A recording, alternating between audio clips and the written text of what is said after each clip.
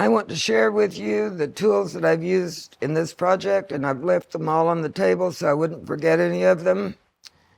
And one of the first tools I used was the river rock. You can find one of these in landscaping or at the river. But in this one, I have one rather straight side and one round side. And I use the round side on the inside to make the walls come out and make it round. Anyway, that is a number one tool. The alternative to using the river rock is using store-bought tools. And I have 3 of these mud tools laid out here in the red, yellow, and blue, and also a metal one. Now the red one is the softest, and yellow is medium, and the blue is the hardest. When you're doing finishing up work, clean up, that's when you'll most likely use the red one. And when you're forming the pot and moving the walls, you will use the 2 that are a little stronger. And most usually, just as in the rock, when you're working on the outside, you will use the flat side of the tool. When you want to curve in, you will use the rounded side of the tool. And this is even a bigger version of that, where when you're working on large pots, which you may not be for a while, but it will give you, you'll be able to cover more of an area more smoothly. Okay, now, this is the tool that you saw me use to bring up the wall of the pot. And this tool is homemade. It's a 1x4 that someone made for me. But it's a piece of 1x4 wood that's been planed to make it have a sharp edge. But if you don't have that tool, this is a tool you can buy. And the flat side, again, brings up the outside, and the rounded part you would use on the inside. Now, these 2 tools, both of them, the same thing can be done with these tools, with the flat side of this tool. Because these 2, I'm just using the flat side. And I think you saw me use this tool once when I wanted to make the clay go in. I patted the clay in with this nice flat paddle. And when we worked on the bottle form, I used this tool. I think you can buy this online. Most of these you can buy online through Amazon.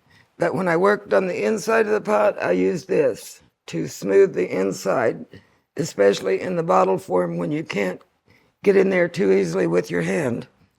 An alternative to that is a nice gourd handle if you want to find more homemade tools. It works the same. You can probably find a straighter one than that one.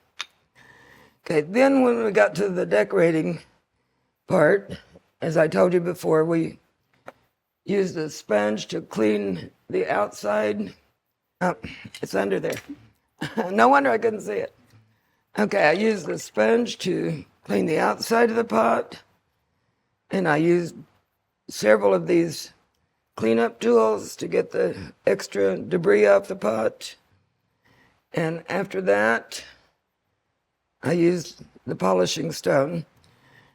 Now you can find bags of stones like this in hobby stores or at Walmart, and you just have to look for one that's nice and smooth and doesn't have any crevices. And my favorites are the long ones, but this is how we get the shine on the pot, by using the stone. And then when it came to decorating, we used several other tools. Well, one of our important tools in the building is also the needle, and that is a straight, sharp edge where you can cut the clay. And if you want to even something up, or if you want to burst a bubble that you see in the clay, and the needle is a really important tool that you would need for beginning to make pottery. And I'm going to go backtrack a little bit. I forgot to show you one tool. Now, if this gets too dry and I can't add another coil to it, after dampening it down with a diaper, we're going to talk more about the diaper in a little bit, but I will wet a diaper and get the rim wet again. And after that, I would use this serrated tool to get some areas where the water could sit in the clay. After I do that, I would damp that down before I added the coil. I think that covers the building tools now. And now I'm going to get to the decorating tools, and I've already shown you the stone. And if you want a notched edge, this is a hole punch actually. You can take notches out of the rim, most likely the rim. And in areas that I can't reach with the polishing stone, I like this tool with the rubber ends on it. You can get into areas and polish them up in areas where you couldn't get with the polishing stone. And when I'm drawing on clay, some of my favorite tools are chopsticks. And this is called incising, the drawing. Anyway, a simple chopstick will do that. And then we have the ball tool. It has a ball-shaped end, and it comes in all different sizes. And when I go back for cleanup, I like to use that because it leaves a smoother, cleaner look. And I usually go deeper when I use the ball tool. And of course, you're going to need the clay cutter to cut your clay. So I'm going to move these tools aside and show you the rest of the equipment and materials that you might need. You'll need something to work on to keep your clay from sticking to the table, and I've taken the 1/4-inch plyboard and covered it with canvas, a heavy-duty canvas, because this is going to get wet and clay is going to stick to it. You can take it outside and wash it off. When I'm working, I keep this tool handy because any debris or wet clay on here I want to keep wiped off. But any kind of straight edge, a ruler, or something like this will work. You need something like this to clean your board while you're working. And very often at Lowe's, they will have 2 by 2 foot pieces of plyboard pre-cut. And at Hobby Lobby, you can certainly, and probably Walmart, you can find the canvas for covering the board. And I just lay the board on the canvas and then pull the canvas tight and start stapling it down to the board. And these will last forever. Probably any canvas boards that I have, I've had for 10 or 15 years. Another thing that you might want to invest in, most of the tools that we've shown you so far, there's probably not $50 worth of tools. But this is a turntable. And as you can see in the video, at different times when I've used it, it really is handy. And it also will help you center your pot when you're trimming because it has these lines that you can follow. But this is very sturdy and can be used for large sculpture, but it has ball bearings, so you don't ever want to drop it and break it because it can't be fixed. But the last time I had a class that purchased these, I believe they were $125, but they're well worth the investment. This one's probably 15 or 20 years old, and it still works just like new. It don't look like new, but it works like new. Another investment that you will make is buying clay. And for the type of pottery we're making in the native way with coils, an earthenware clay works the best. And this is a red earthenware that has to be shipped here. We get it in Austin, Texas. It's called Longhorn Red. And all of your clay comes with this little bread tie.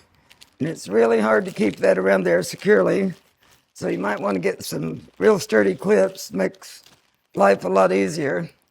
But anytime you're not using your clay, you need to have it closed tightly. And this is an example of native clay. This would be when you go out and dig and process your own. So one way or the other, this would be 2 clay sources. We use the diapers to show you how to start your pot. And these diapers can be purchased at Walmart. They're just regular baby diapers, or you can order them on Amazon. And they last quite a long time too. They get pretty ragged while you're using them, but they're still usable. Another thing that you'll need to keep on hand is plastic bags, because when you're not working with your pottery, you want to cover it. The Walmart types bags are not good for covering pottery. The air can get through them, so you'll want to use something like the kitchen bags, trash bags. And the other thing we talked about was bowls. And you'll want to find bowls that flare out. If they turn in at all, you're not going to be able to use them because that will hold the clay in. So I look for a narrow bottom and a flare to the bowl.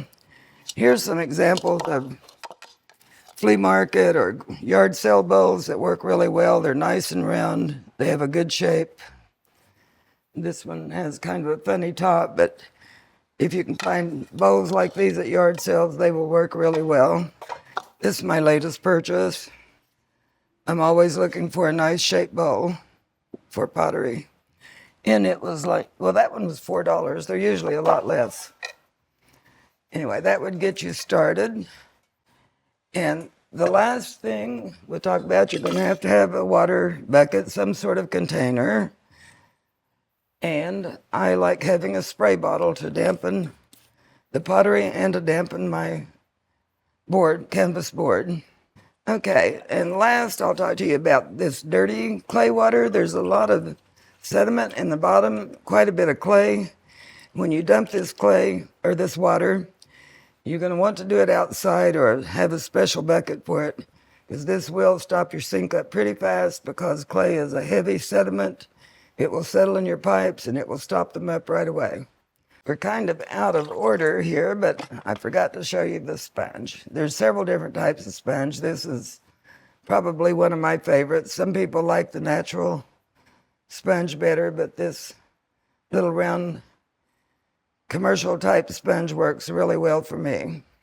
These tools are really a good investment for your money. You will be using them for years and years, and they are very reasonable. These tools in front here that I'll hold up, these are handmade tools. Tools you can get at a restaurant. Tools that you can get from a bag, and tools that you can cut from a gourd, and tools that you can find. And these tools back here are just a few tools that you can order online. Or one thing I'd tell you not to do is go buy a packet of tools. They are usually for wheel throwing, and people buy them all the time, and you get maybe 2 or 3 tools that you can use. Now, this is a tool that you buy separately from a ceramic supply or from Amazon. And these tools right here, you probably don't have $15, $20 worth of tools. The mud tools are around $8 a piece, I believe. And these are kind of specialty tools that you buy like one at a time, and they're only a few dollars each. So all total, you might have $50 worth of tools right here. And these are all kind of find or make. And most of us already have a can that we can use for water, some kind of can that we could use for water, and a spray bottle. And then the diapers, I think, are around $12 for a dozen, but I'm not positive. And your kitchen trash bags. And then you would have your bowls that you can probably find at a flea market or used store. And of course your clay.